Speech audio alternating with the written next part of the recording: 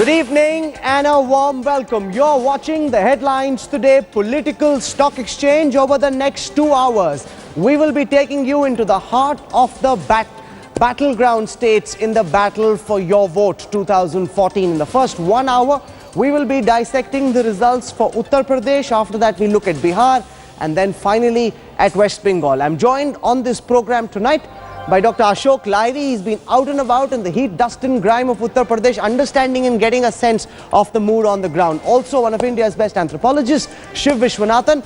I want to introduce Dhananjay Joshi from Cicero. He's been leading the team of field workers, the researchers who've been putting these numbers together. It's great to have all of you. Dr. Lahiri, managed to catch up with sleep. Is your back okay now? Great. It's fabulous to have you with us on the program.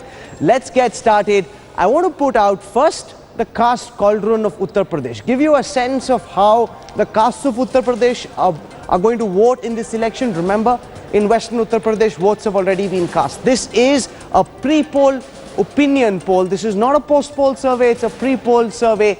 We will take first how the Brahmins of Uttar Pradesh are voting in the battle for your vote 2014.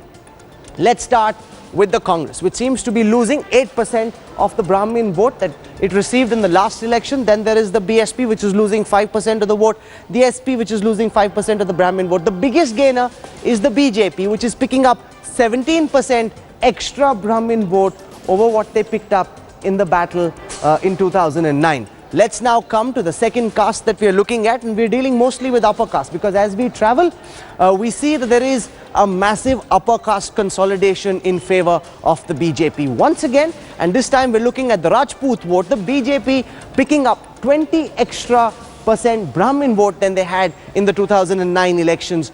The Samajwadi Party is losing 6%, the Congress is losing 5%, the BS. Basically what we're seeing is Mulayam, Mayawati and Rahul lose upper caste vote, all of it consolidating in favor of Narendra Modi and the BJP. Let's now look at the traders, the Banya community. Once again, exactly the same story, roughly with the same set of numbers. 6% of the Brahmins who voted for the Congress in the last election now moving over to the BJP, 7% of the BSP vote. And remember, last time Mayawati had been able to stitch a social coalition which had upper caste also in it, all those gravitating towards the BJP. This is as far as the Banya vote is concerned. Let's now come to the other upper caste. Once again, exactly the same situation. Mulayam losing 2% of his other upper caste vote, Mayawati 12, Rahul 7, all of it aggregating and consolidating behind Narendra Modi and the BJP. That's about 20% more other upper castes who are saying they will vote for Narendra Modi and the BJP than did in the last elections. I want to now focus on the Yadav vote, and this is interesting because, see, very carefully, Mulayam Singh Yadav remains by far the preferred choice of the Yadav voters of Uttar Pradesh. Last time, they had about 52% of the Yadav vote. That's come down to 50%. But we're seeing something interesting here. Remember, Baba Ramdev's been working on the ground. Narendra Modi projects himself as a backward caste leader. All of that is generating some traction. They haven't been able to pull voters from Mulayam, but they have pulled voters from Mayawati and from Rahul, all of which gives the BJP 14% extra Yadav vote than they had in the last election. And this is very, very interesting because he's seeing a consolidation of non-SP Yadav votes in favor of BJP. Let's now focus on the Jats. And we met many of them as we traveled through Western Uttar Pradesh. They're polarized on communal lines. They're polarized in favor of the BJP. Look here. The Congress, and this is Congress plus because this includes the RLD, losing 8% of the Jat vote they had last time. Mayawati losing 9% of the Jat vote, SP losing 3% of the Jat vote, all of it aggregating and consolidating in favor of the BJP. Now let's focus on the Kurmis and the Koris. Once again, and when we come to the numbers for Bihar, what you will see will be very, very interesting and revealing. But in this case, the Congress losing 7%, the BSP losing 5%, the SP losing 1%, aggregation in favor of the BJP. Well, I'm showing this to you so that you get a sense of how across caste lines, across community lines, there is a consolidation happening in favor of the BJP. Let's now focus on the other OBC votes.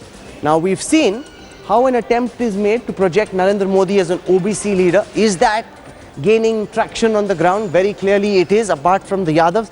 18% of the other OBCs moving in favor of the BJP. Again, he's slashing, he's chipping away at the vote bank of the Congress and the BSP and also the SP, and polarizing it in favor of the BJP. Let's now come to the Jatavs, Mayawati's key vote bank.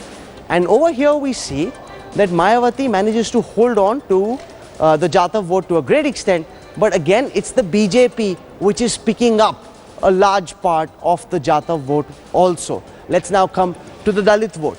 This is the other Dalit castes.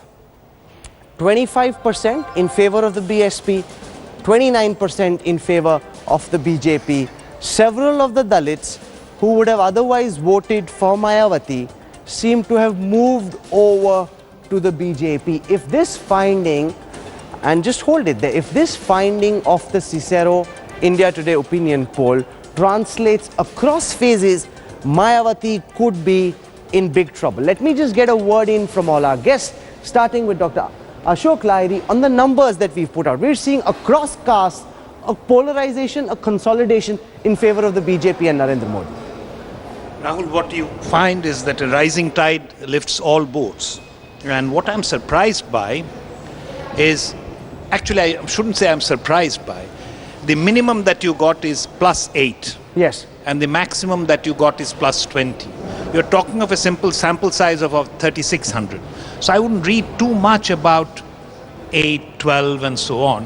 What we are finding is that this may indeed be a Modi wave where across castes you're finding that he's accumulating votes and it's coming from almost everywhere except Just take Dalit. it right from the top, one by one. If our producers fire the graphics again, you'll see once more how across caste lines everyone seems to be moving towards the BJP, Dr. Lahiri. 17. See, everyone is negative. These others is a motley crowd. I think only Dalits, you had some positive numbers for the others. Yes. But that, again, sampling error may be there. Say, look, 12, this +2. Samajwadi Party may be consolidating some very votes. marginal. Very marginal. Absolutely. So it may be consistent. What we are getting is a consistent picture that there may be some asymmetry in the kind of support that he's accumulating, but it's across castes. Okay, you're saying this is across caste. I want to go across to Dhananjay Joshi on the figures which are very interesting, and these figures are for the Jatavs and the Dalits. Now, what you're saying is that Jatavs and Dalits are actually moving away from the BSP in favor of the BJP. Now, there are two things. One, opinion polls are mostly wrong on Dalits because they're silent, they're tough for field workers to get to. Very often the BSP voters get missed out in an opinion poll. How confident are you about this trend that you're predicting that Dalits are actually moving towards the BJP? Well, the confidence stems from the fact that the sample is very representative. So our sample actually mirrors the demography of Uttar Pradesh, not only in terms of Dalits, but also in terms of its urban-rural profile, its gender profile, and its religious profile. So we are quite confident about these numbers. But why would it happen? Why, in your view, would Dalits desert the BSP, who's been their savior for the longest time, in favor of Narendra Modi? Well, if you look at this election, there's a complete consolidation of all castes in favor of the BJP. The consolidation is sharper in amongst upper caste, but even if you look at the OBC votes, look at the figures for Kurmi Koiris, for other OBCs, even for Jatavs for that matter, this might be the lowest vote share for BSP's Jatav vote. 45% is something which I don't think has happened in the last 15 years. Shiv Vishwanathan, to what extent is this a vote for Narendra Modi? To what extent is it a vote for the BJP? Because the numbers don't reveal that. But what's your sense by looking at what we're seeing? See, what I'm saying is, here is a tactician who has managed to cut across caste lines. He's done two things very powerfully. He's got the upper caste vote and he's got the Brahmin vote. Then he's got the OBC vote. I think to a certain extent, even Dalits feel a certain affinity to him because he's a modernizer, he's aspirational. Lower castes eventually have to be aspirational. And the aspirational man is Narendra Modi. No, because if this goes wrong, this can go spectacularly wrong as well. Sure. Because you're essentially saying that Dalits are moving away to some extent from Mayawati, even though she remains their preferred choice towards the BJP. Through your travels and through these numbers, and you've been pouring through these numbers, Dr. Lahiri, is that the sense you pick up as well? Just hold the mic. Let's put up that Dalit Yes. thing again. See, one, I think Shiv has pointed out a very interesting thing, that it's aspirational. When you talk about water supply, when you talk about development, employment and so on, I think it cuts across caste lines. I know it's a controversial election where some people are saying the agenda is different from development, but at least Mr. Modi talks about development and he is promising jobs, infrastructure and so on. Maybe that has struck a sort of very sensitive chord in every caste's mind. Okay. Second, across our, when we were traveling, you'll remember that there is this, in Western UP, there are these sensitive communal issues. Some of the Dalits did say that they're also getting sort of polarized. So you're saying it's mostly about religion, and religion is transcending caste, or it's a deadly cocktail of religion plus aspiration, which Modi's been able to merge. I'm saying that's a hypothesis. Whether it's true or not, we will know only with the post-poll data, when more intensive interviews are done. Why the Dalits, if actually they do vote more for the BJP, why did they vote? Was it because of the aspirational hypothesis, or was it because of communal divisions? That will know only. Those numbers will come as time goes along. I want to introduce at this time our guests who representing various political parties. Siddharth Nath Singh, representing the BJP, is joining us on this broadcast.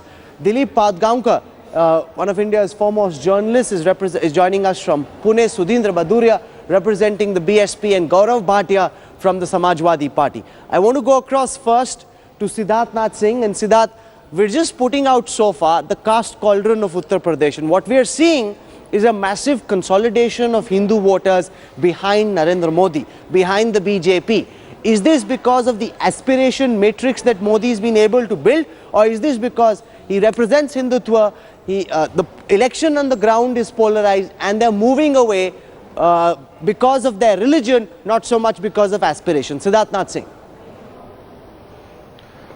Rahul, whatever I understand of UP, coming from UP itself, BJP, if they want to, BJP works on a caste cauldron, will always perform very badly.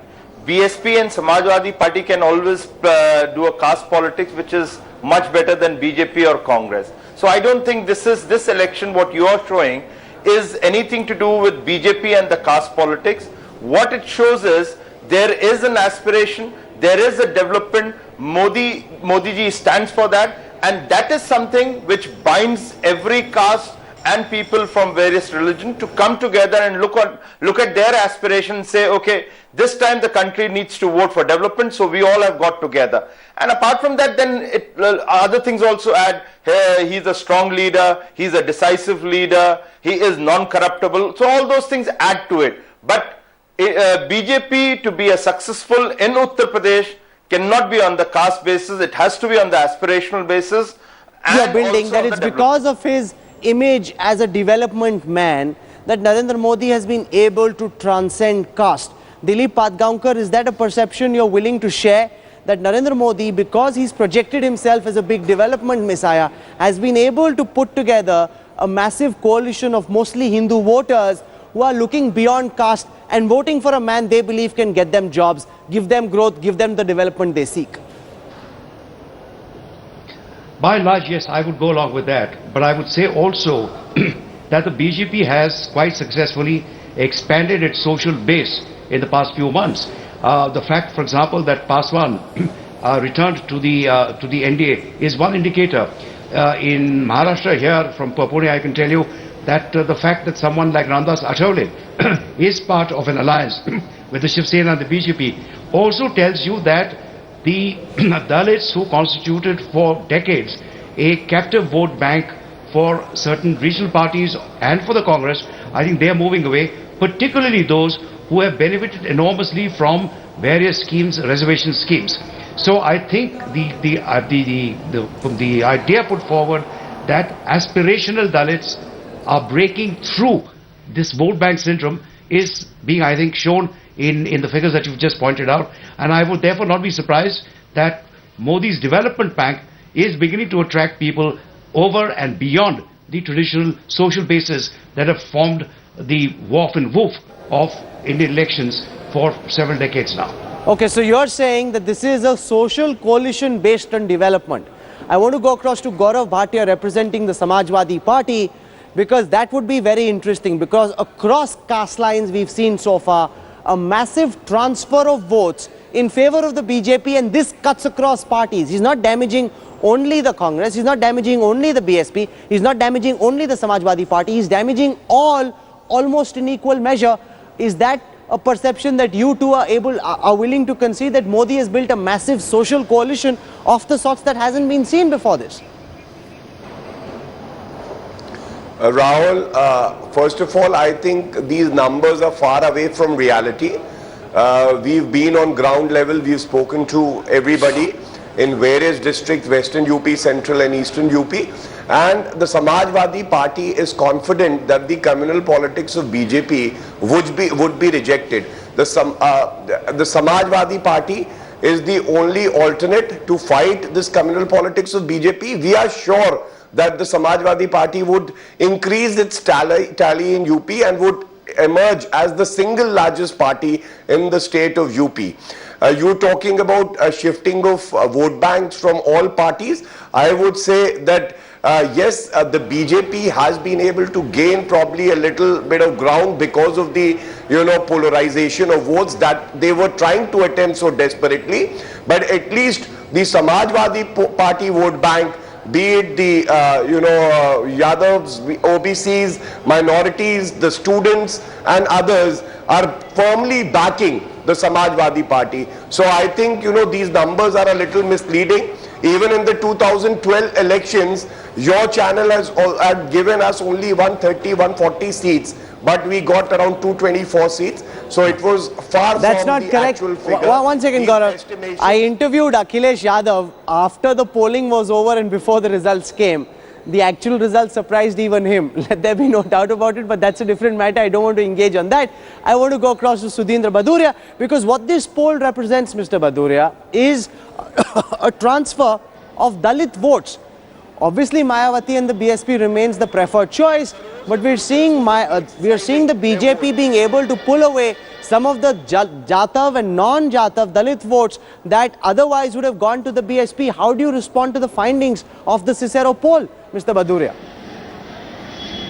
I'm not very surprised, because in my own understanding and also the experience which teaches us over the last 20 years, no poll survey, whosoever it may have been done by, has ever given BSP any good numbers of seat or percentage of votes. But we have seen over the years that the BSP gets a resounding vote every time. Even in the last election, the BSP was shown by every channel, including yours, of getting about 20 to 21% vote, by CSDS, by the Nelson, by other surveys which were done. But we, contrary to what your findings were, we got 26% vote. Some of the people who were wanting to bring BJP last time as a second party to the Samajwadi Party were also there, and they got 14% of vote. Let me say this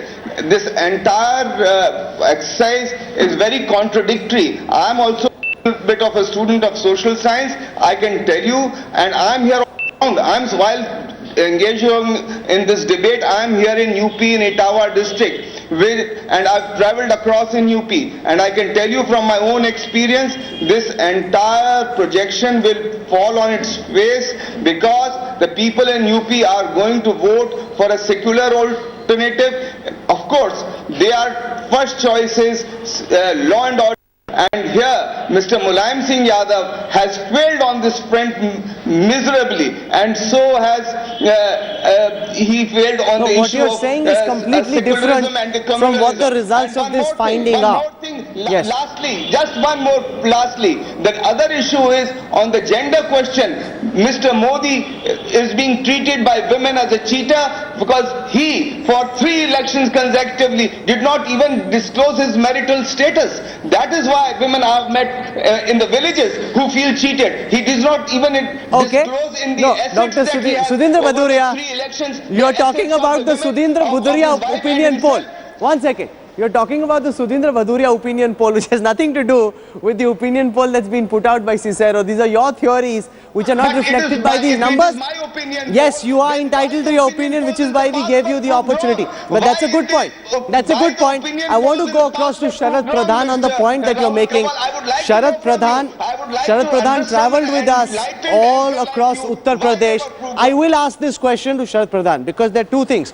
One, the numbers reflect that there is a transfer of Dalit votes to some extent towards the BJP.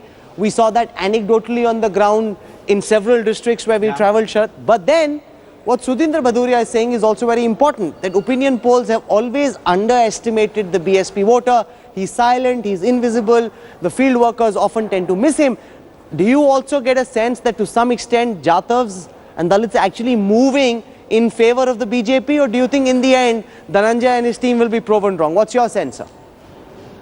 Well, initially when I saw I had known about these figures, then my first reaction was that BSP has been underestimated. But after seeing the ground reality, while traveling on the Election Express, it was clearly evident that there is a section of the Dalits which has drifted to the BJP, and the reason that we found out was that a lot of Dalits were also at the receiving end on account of the Muzaffarnagar and riots in that region. And they were complaining. If you remember, in Mansurpur village near Deoband, they were specific, Dalits. I was quite shocked. I said, why, how come on earth is a Dalit thinking of voting for Modi? They don't talk of BJP, they talk of Modi. So they said, no, Mayawati never came to us. Neither did any BSP leader come to us. You remember even in that camp that we went to in Jinjana, they were complaining that one BSP leader came, but then nothing else. That was Nasimuddin, because that was a camp largely containing of Muslims. So the complaint of the Dalits in that region was that nobody cared about them, or even though they had suffered as much as Muslims had. So that appears to be one reason why that part of the country, that part of Uttar Pradesh, Dalits, a section of the Dalits have drifted. And there is another reason, let me tell you. The way I have seen this happening even in Amethi, I talked to a lot of Dalits, this aspirational thing, that these Dalits who have been completely deprived, and a lot of them who have not received anything in concrete terms, even during Mayawati regime, they have started thinking in terms, they are looking up to Modi as somebody who will deliver them what they have always dreamt of. What we're essentially seeing is a possible tectonic shift in Indian politics, Dr. Lahiri. If these numbers are correct, and if Dalits also move over towards the BJP, that essentially means we're seeing a fundamental shift of the Indian political prism from being based on identity politics to a far more overarching aspiration which Modi's been able to tap into. Rahul, it's a bit too early to say whether there's a tectonic shift, because only time will tell whether it lasts or not. But right now what it could be happening. At least these numbers reflect that it is happening. See, it's happening in the Hindi Heartland. Now I'm only talking, this is the Hindi Heartland poll. Yes. So we're only on the Hindi Heartland. What we have to see whether this tide actually goes across the Vindhyas and goes to the south and also reaches the shores of the Bay of Bengal. We'll do that week by week. Yeah. We will look at different battleground states as these states head into the polls. Shiv Vishwanathan, I want your theory on this, because Sudhindra Bhaduria says past polls show that the BSP is always underestimated, which is true. There's no dispute about that. But now we're seeing Modi pick up. Apart from, obviously there'll be an upper caste consolidation in favor of Modi, that's obvious. But we're seeing OBC voters move towards him, we're seeing Dalit voters move towards him. Does it represent something much bigger that we're seeing here, sir? Let's see this as a scenario. I think Bhaduria is a very politically sensitive man. But let me read it for him and let's see if he objects. BJP is consolidating certain upper caste blocks. But at the same time, to a certain extent, you can't freeze UP into caste politics. There's a modernization politics, there's a development politics, there's an aspirational politics which transforms identities in new ways. So, you know, he doesn't need huge blocks of these things. He just has to chip away. So between block and chip, he's got a new consolidation. Okay.